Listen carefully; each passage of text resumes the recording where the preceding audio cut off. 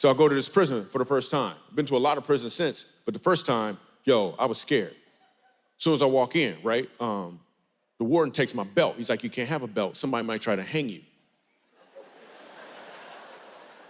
Can't they just boo me or something like regular people? Can't they just boo? I'm in prison, my pants loose. It's a bad idea, man.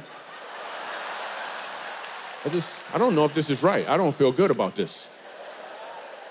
I got 7 different ways to look at this, man. So I'm walking this prison, and when you go into prison, right, they have these bars, they open in front of you. You take a few steps, they close, then there's some more bars. You go like 7 bars deep, right?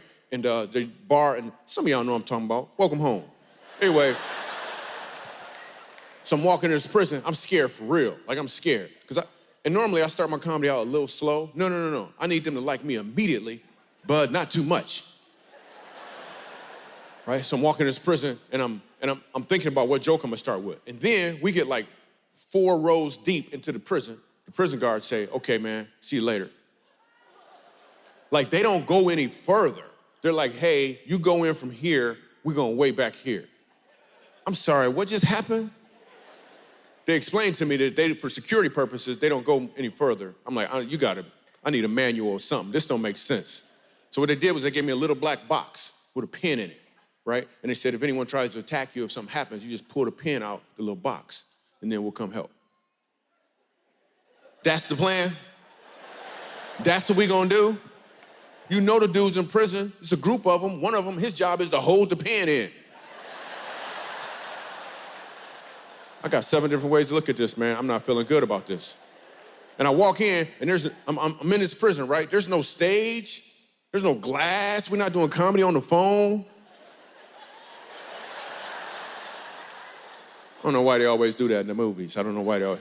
So I'm scared for real. And all these dudes is in a circle. It's a whole bunch of them. They're all in a circle, right? There's like 200 of them. And they all got on pink jumpsuits. You think, I could crack jokes? No, I ain't saying none about them jumpsuits. I got nothing. I'm walking in, and all the prisoners there, they're kind of quiet. There's a little hole in the middle of the circle where I'm supposed to stand and do comedy. And I got nothing. No jokes is popping up. 7 different ways to nothing. I had 1 joke pop up as I walked forward, but I didn't feel like I should start with it. I was gonna be like, you know what? You guys are a captive audience. I just wanna say that, you know? I didn't feel a peace in my spirit about starting with that joke.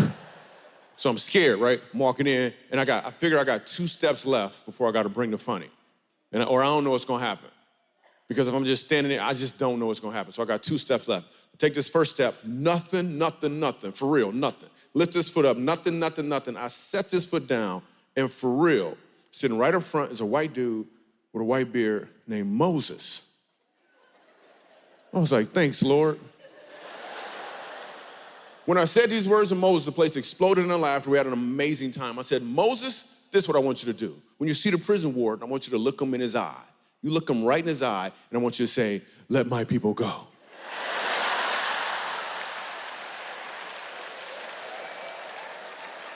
For real. There's 2 things I want you to catch from this story. The first one is, I didn't know what I was gonna say or what I was gonna do until I got my feet where they needed to be. There's some people watching right now at the other campuses and here, even online. You didn't know what you were gonna, you had no idea, but you decided to be here today. You decided to watch today. So you got your feet where they need to be right now. But now what?